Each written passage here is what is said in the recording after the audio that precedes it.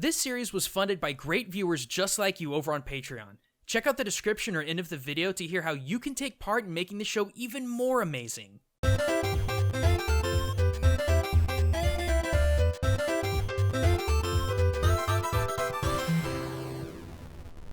Hey everyone, Gaijin Goombah here, and welcome back to another episode of Which Ninja?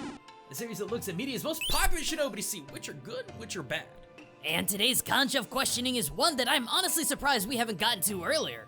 Yeah, I know, he's been on my list for a while, and our last Witch Ninja was what, 4 months ago with that Snake Eyes 2-parter? I guess it's actually kind of ironic then, because the ninja we're talking about today is another one with a similar namesake, Snake from Animal Crossing. Iconic coincidence or retrospective promotion? Hey, since the Shino Yokai Hunters resonated so well with viewers, I figured we'd take another crack at the countless villagers that we could culturally analyze. And it just so happens that our patrons were super into some Shinobi-style study for Snake. And not without reason either, because despite how deceptively simple Snake may be in Animal Crossing's games, the ninja history and folklore that builds up this rappa rabbit is actually something incredible to behold. Like his name, for example. I mean, I guess? Maybe English localizers were banking off the public familiarity with the aforementioned Snake Eyes or the modernized Mitsuno Mono Solid Snake of the Metal Gear franchise, but neither are really rooted in historical Shinobi shenanigans. Ah, but I'm not referring to that name. I'm talking about his original Japanese name of Momochi. Momochi. Why does that name sound so familiar? Wait, wasn't he in Samurai Warriors? Indeed he was, though it wasn't until the last game of the franchise where he got to take any sort of significant story presence. Which is freaking tragic, because Sandayu Momochi is one of the most critically important ninja of the Iga clan and the Sengoku Warring States period of Japan. No joke. Like, I'm sure you've heard of the other Sengoku Jidai ninja like Ishikawa Goemon and Hattori Hanzo, right? Well, they were both students of Sandayu Momochi, and that's the least of this guy's accomplishments as a shinobi. Though hard accounts of Momochi and other ninja history are rare and somewhat debatable in authenticity, based on what we have, Momochi's family was not only one of the 3 great Jonin ninja families of Iga alongside Fujibayashi and the Hattori families, but Sandayu Momochi is also believed to have had some lineal ties with those other families through other aliases. One such name being Fujibayashi Nagato, who was known as a leader behind the Koga-ryu ninja. Meaning, Momochi was not just one legendary ninja, but multiple legendary ninjas. At least if this folk story checks out. Momochi also played a major role during the Tensho Iga no Ran, a brief invasion war between the Iga Sokoku Iki, or the 12-member council that ruled Iga, versus Oda Nobunaga's sweeping army of forceful countrywide unification. Dude not only fought in the war leading guerrilla troops against Nobunaga, but he also built a ninja fortress in Hojiro that was grander than any that came before it in the region. But barring all of his accomplishments, it's Momochi's ethos that made him the hardcore jonin that he was, with the most famous and actually transcribed of these being: 1.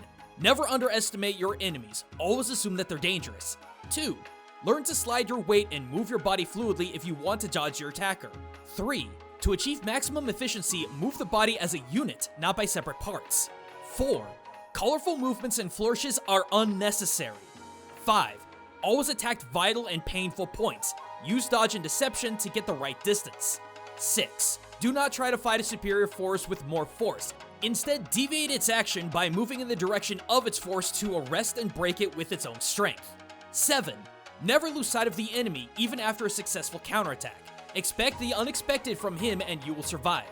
And 8. Always control the damage you're going to inflict on your enemy. Place the degree of punishment you are going to inflict according to the danger of the attack.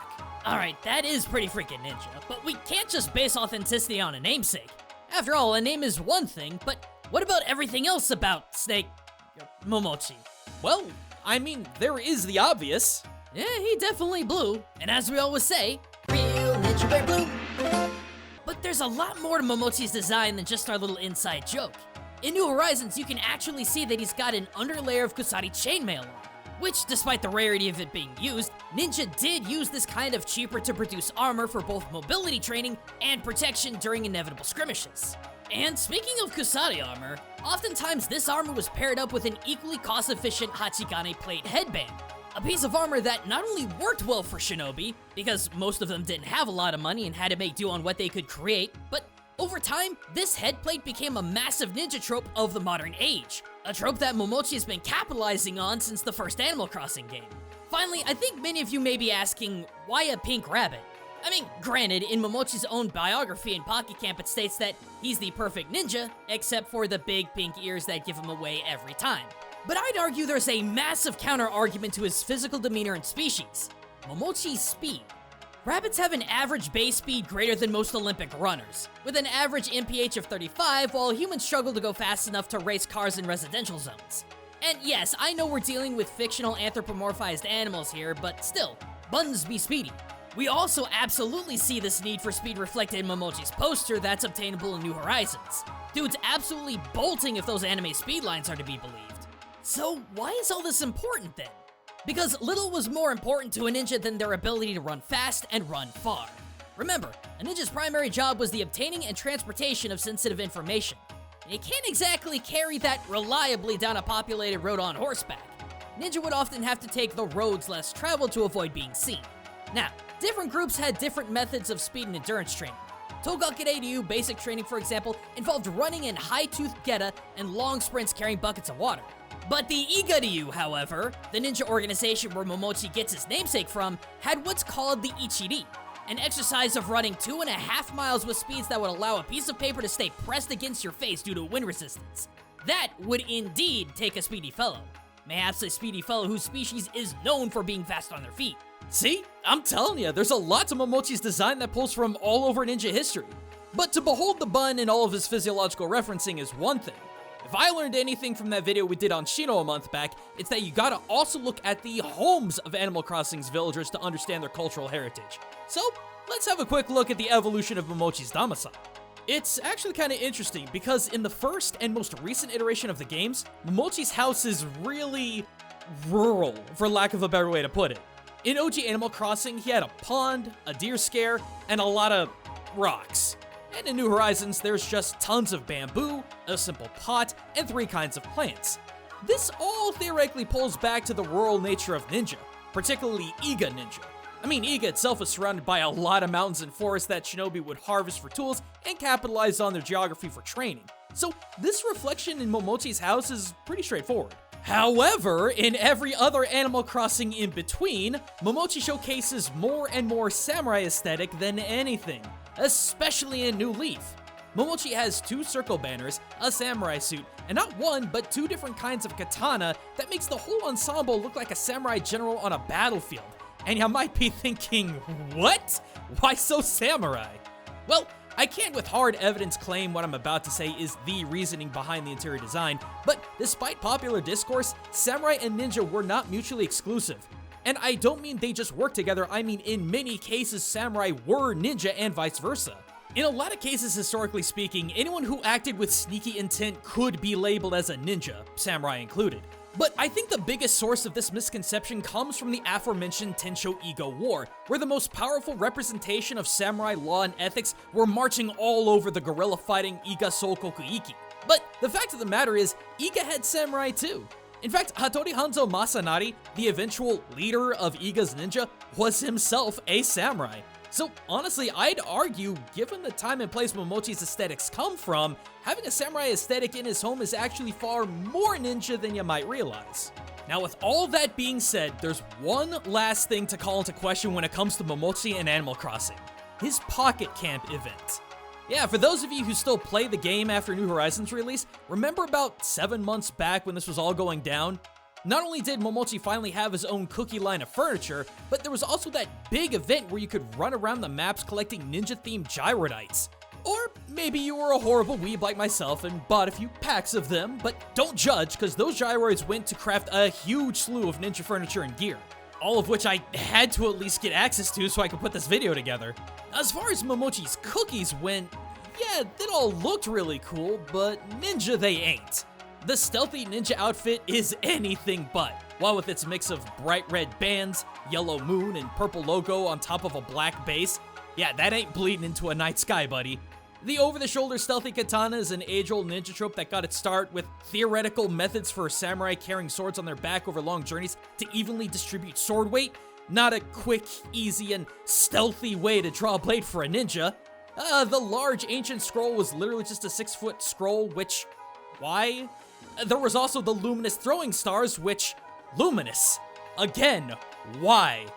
The large throwing stars were a play off of the Fuma Shuriken trope, which never existed IRL. In fact, the only two things that even came close to accurate with these cookie items were the stealthy smoke bombs, which were nothing more than super colorful Torinoko smoke bombs, and the stealthy rotating wall, which is literally just the Donden Gaeshi, a revolving door ninja built into their homes for quick escapes.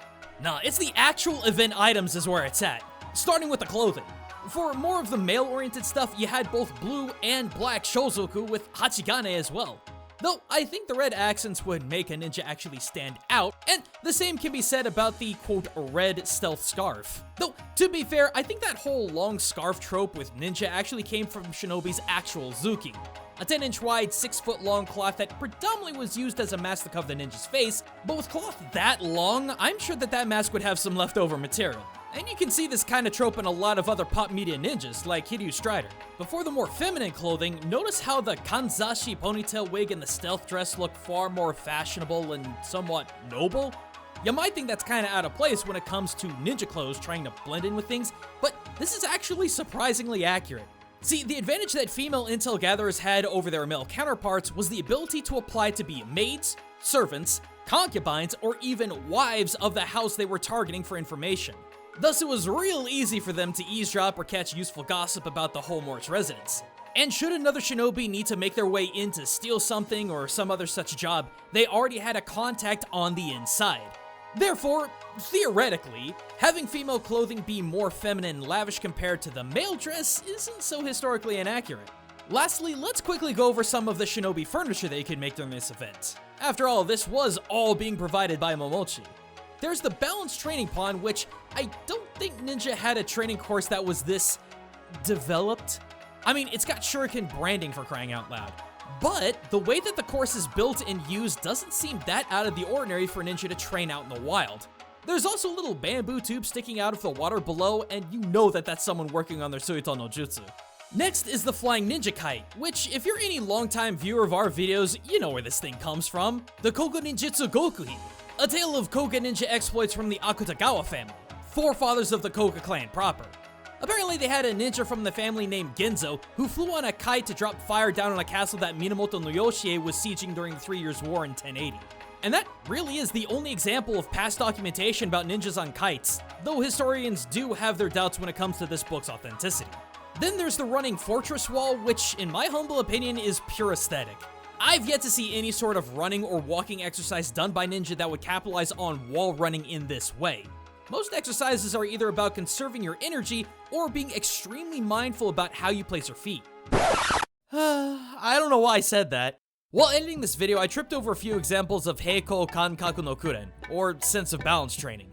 I figured it was there, but I hadn't seen any prior examples of this kind of training, so I didn't want to assume, but nah, running fortress wall is legit. Finally, there's the shuriken training area, and despite how modernized it looks, I think it's got some legitimacy to it. I've done a few rounds of shuriken throwing in my time in Japan, and while the idea of using targets is a more modern concept, traditionally speaking, most practitioners of shuriken jutsu use a simple block or board that capitalize on target consistency after hitting with a single shuriken, using that initial strike as a reference point to keep hitting the same spot.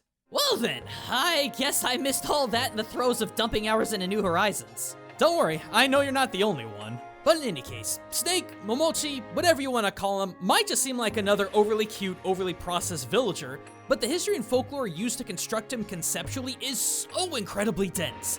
And the same could be said for so many villagers that I've yet to touch on. But what do you all think? Is Momochi a legit ninja, or is he just a lot of namesake and nothing more? Let me know in the comments below, and while you do, a huge thank you to my patrons who voted on this video. Snake's been in my back pocket for a long time to talk about on Witch Ninja, so I'm glad this vid finally saw daylight. And don't worry, we got plenty of other villagers we can culturally dig through. But for now, we'll just have to see how things go. So, as always, until next time everyone, this is Gaijin Goombah, signing out.